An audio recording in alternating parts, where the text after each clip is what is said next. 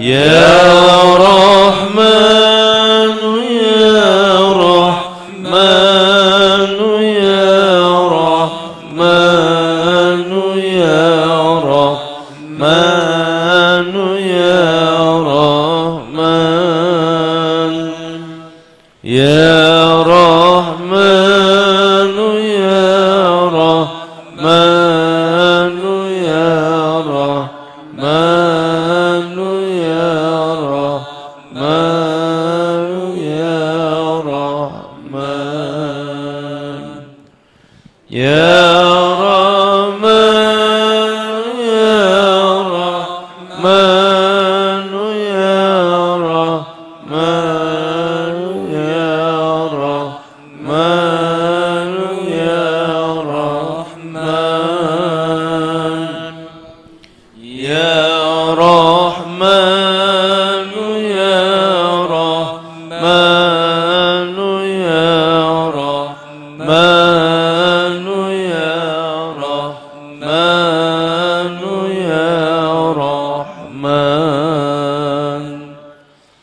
Assalamualaikum warahmatullahi wabarakatuh.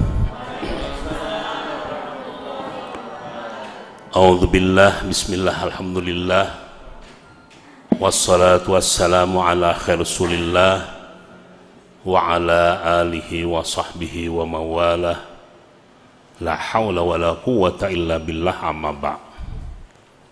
Alhamdulillah, pada pagi hari ini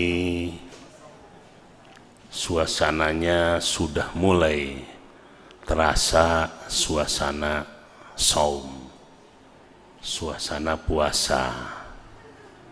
Bangsa Indonesia sudah dewasa, sudah biasa ya.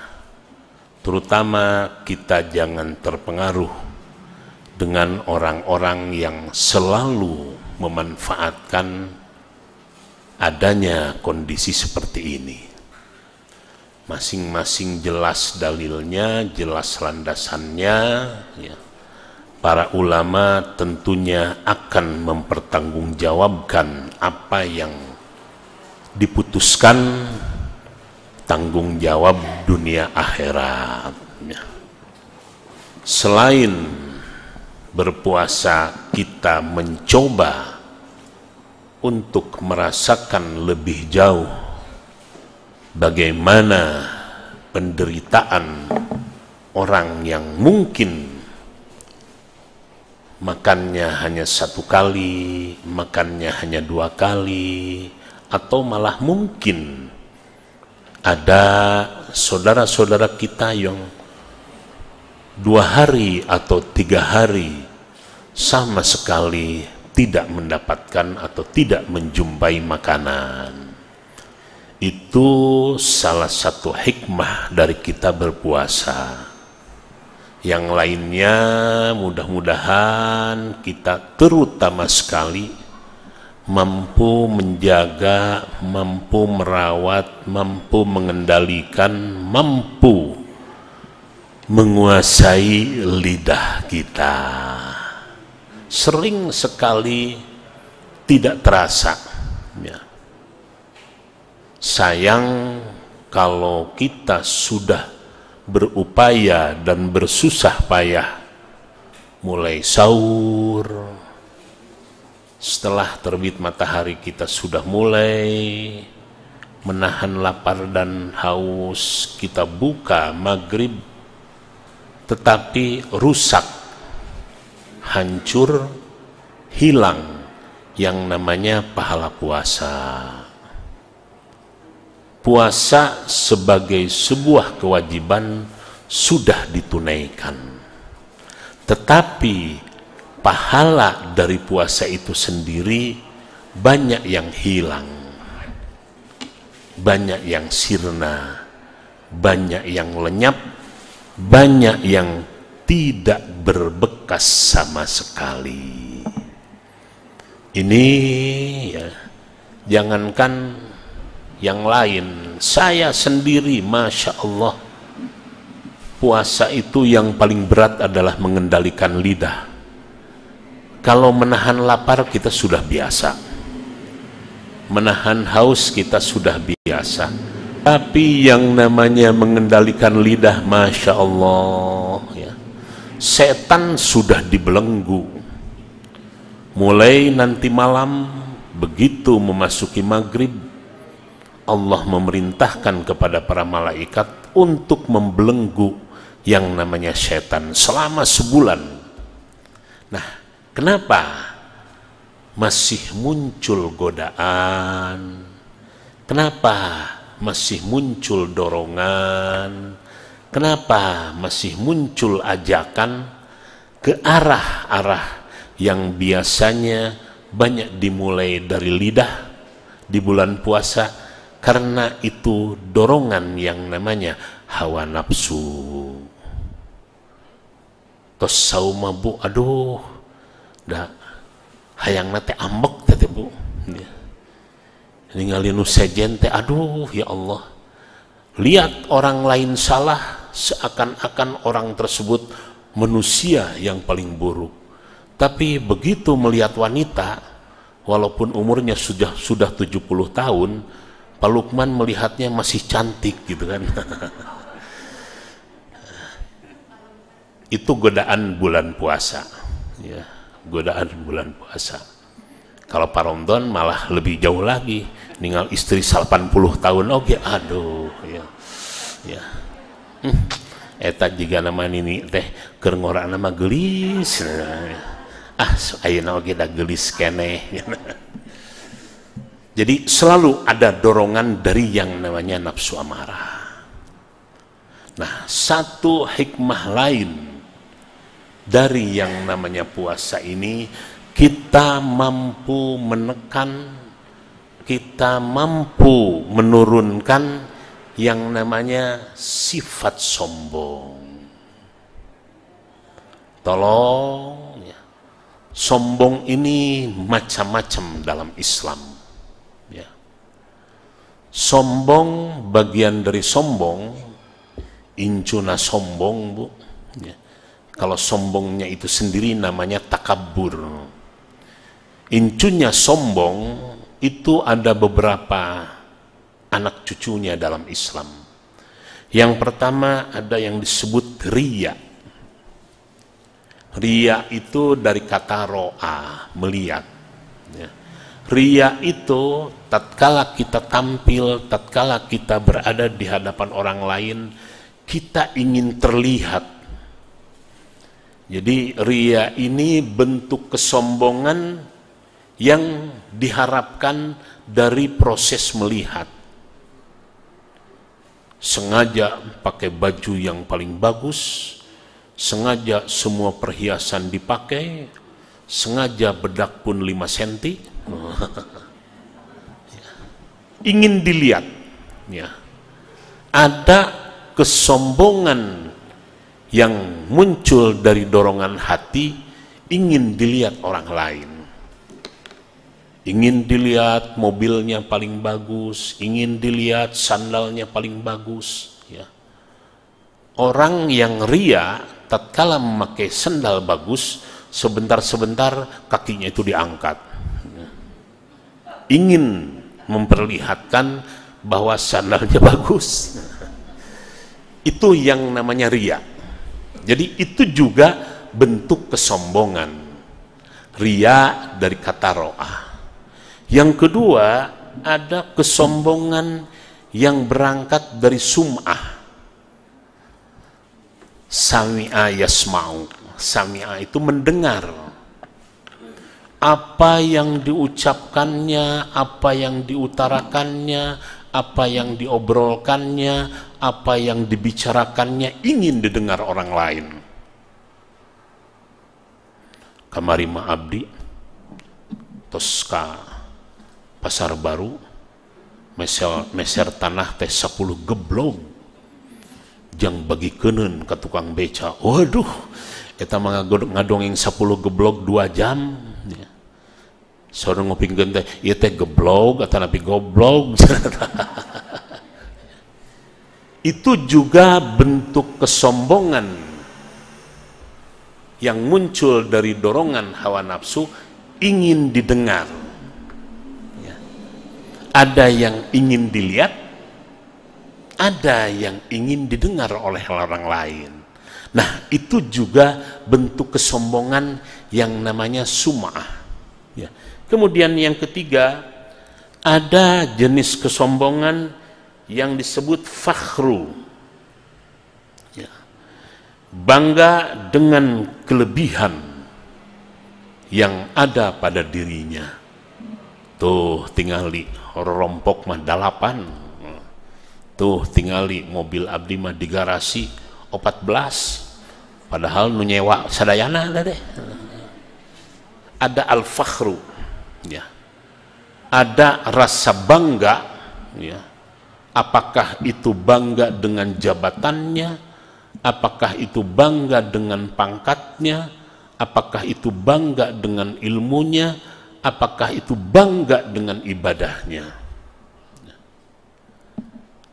Saya ada kalanya setelah ceramah itu istighfar, ya Allah, mudah-mudahan yang tadi saya sampaikan itu semata-mata untuk mendidik, ya. Semata-mata untuk mendidik. Saya sering ngobrol tentang puasa, selalu yang ditanyakan itu, naon dalilna Habib puasa terasa? Pokoknya dalil itu bahwa puasa itu baik, puasa itu kapan saja bisa, ya. Tapi da jalmi ayeuna mah naroskeun wae dalilna, Bu. Ya. Naon dalilna? Naon? Dalilna mah puasa sae. Ya. Ya. Nah, tatkala saya menyampaikan puasa ini, ya Allah, mudah-mudahan tidak dalam rangka kesombongan, ya. Cara orang tua dulu, kalau ada satu niat, kebutuhan, hajat, kepentingan, itu biasanya melalui tirakat. Ada yang tirakatnya dengan bismillah, ada yang tirakatnya dengan sholawat, ada yang tirakatnya dengan tahajud, ada yang tirakatnya dengan puasa. Ya. 10 tahun yang lalu saya masih kuat tirakat dengan duduk berjam-jam. Geningan geskolot gitu. Sekarang kalau sudah di atas 3 jam itu, Bu, aduh, bujur teh panas, Bu. Ya. Beda dengan almarhum Abah itu sampai usia 74, kalau sudah bulan puasa di masjid itu, Bu, bisa sampai 18 jam. Ya. Almarhum Abah itu kalau bulan puasa khatamnya 2 kali sehari. 2 kali sehari. Jadi kalau puasanya 60, puasanya 30 kali, insya Allah khatamnya 60 kali. Tetapi begitu memasuki usia 70, almarhum sudah merasa yang biasanya 60 mulai 58. Tahun berikutnya 55. Terakhir pada tahun 85, almarhum itu sudah menyampaikan, ibu-ibu, ami mah, beliau selalu mengamikan, ami mah bulan puasa ayeuna teh ngan bisa 50, jigana mah umur teh moal lila deui. Sudah merasa, jadi hanya 50 kali. Ya. Jadi dulu orang tua kita, Masya Allah, kalau sudah baca Quran itu, oleh karena itu almarhum tidak pernah di kamar, tapi almarhum tidurnya di masjid. Pindah kamar, kamarnya dulu di sebelah sini. Ya. Kalau bulan puasa, anak-anak kalau mau apa saja itu hanya bisa diterima dari jam 9 sampai jam 10 pagi, hanya 1 jam. Menerima tamu pun begitu, ya. Tamu-tamu waktu itu sudah hafal. Habib Usman kalau menerima tamu bulan puasa itu jam 9 sampai jam 10. Lebih dari itu terus, ya, Quran. Ya. Beliau dizkan Allah kuat duduk, tetapi almarhum Abah tidak kuat puasa. Ya. Jarang puasa sunat gitu kan, kecuali nyawalan juga jarang. Paling-paling juga puasa 10 Muharram, puasa Rajab, Senin Kemis juga enggak, ya. Tapi baca Quran, baca sholawatnya Masya Allah kuat.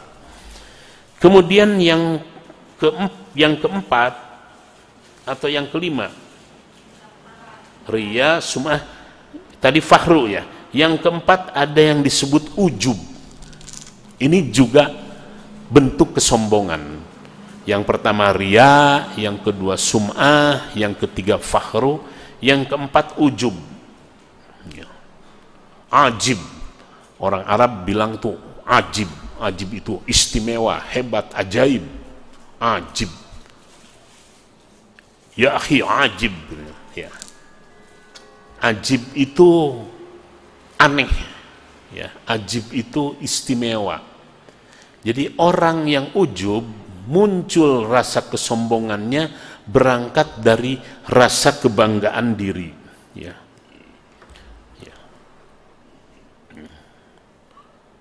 Bangga dengan kelebihan dirinya. Nah, ini yang namanya ujub ya. Gening ece teh panggelis senanya di dia. Nah, itu tidak terasa itu ujub ya. Ya. Tapi kalau nyebutkan gening ece teh pangkolotna teu naon eta mah. Pangkolotna. Tapi tatkala kita berkata panggelisna sudah mulai asa pangkasepna we di dieu. Memang ibu-ibunya 60, lalakina ngan sorangan ngan pajamal wungkul gitu tah. Pangkasepna abdi ya di antara ibu-ibu ya. Kalau pajamal gelis mah diragukan kelelakiannya ya. Itu yang namanya ujub. Kemudian yang kelima ada yang disebut ikhtial ya. Ingin bentuk kesombongan yang ingin tidak tersaingi oleh yang lain ya. Ingin tidak tersaingi oleh yang lain. Yang satu menunjukkan arloji, tingali arloji nu akang mah bisa jadi kalkulator. Memang ada arloji yang bisa ngitung dia kalkulator. Oh, arloji nu akang mah bisa ngahudangkeun keur saur jeung bisa adzan. Nomor 3, aduh orang mah putut ya arloji teh, tapi tidak ingin tersaingi ya. Moal aya arloji nu juga akang. Arloji akang mah panggancangna.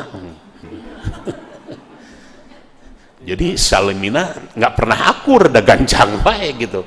Gancangna saparapat jam ya. Nah kumaha kitu, lumayan lamun bulan puasa nu sejen macan buka, nu akang mah geus buka ti heula cenah.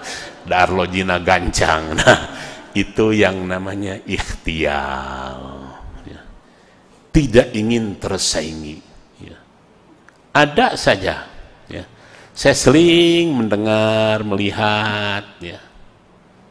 Pernah beli sendal di Cibaduyut di Gruti naon gitu di Garsel, sama ayah ibu-ibu di mana gitu, rombongan pariwisata sabus ya. Bu ini lihat sepatu ini bagus gini, berapa harganya? 800.000. Masih murah. Lo kenapa? Tuh lihat sepatu saya beli di Singapura, bari jengges coplok deh tanah oke gitu kan.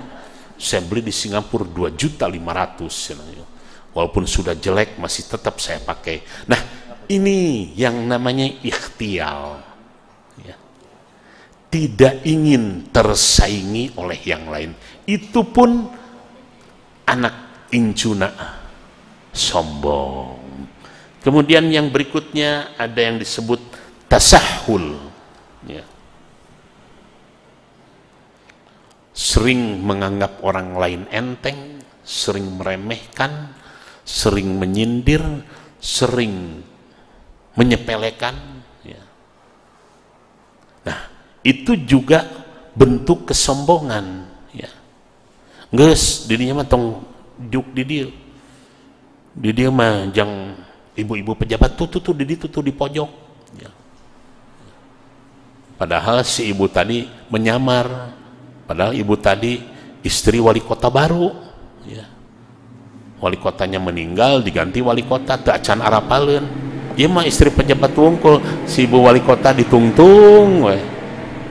Besokna pertemuan ibu-ibu, alah geuning eta teh ibu wali kota aja.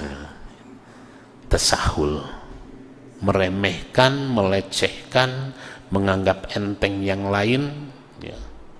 Nah, itu juga bentuk kesombongan yang ada dalam Islam, ya. Nah, kemudian ada yang disebut ananiyah, ya. Ego, individu, individualis. Sekarang ini banyak penceramah-penceramah yang ananiyah. Dia merasa paling benar, Bu. Ya Allah ya Rabbi, saya telinga itu gatal gitu. Ya. Merasa paling benar. Ya. Padahal ilmunya madeet, Bu. Sangat mudah dipatahkan argumentasinya. Selalu menyampaikan mana dalilnya, mana dalilnya. Begitu dibuka di kitab, Masya Allah, pabalatak, Bu, dalilnya. Ya. Ternyata dia sempit bacaannya. Nah, itu orang yang ego, merasa yang paling benar, merasa paling kasep, merasa paling pintar, merasa paling gelis. Sifat ego, sifat individualis, dalam Islam disebut ananiyah. Itu juga bentuk kesombongan dalam bentuk yang lain. Dan yang terakhir ada yang disebut asuh, ya. Jiwanya itu kikir, ya. Kikir jiwa, ya. Jadi dia pedit memberikan senyum, pedit memberikan teguran, pedit memberikan nasihat, pedit menolong dan sebagainya. Asuh ini juga menurut para ulama bagian daripada yang namanya sombong, ya. Nah, 5 ciri jiwa orang yang jiwanya kikir atau asuh.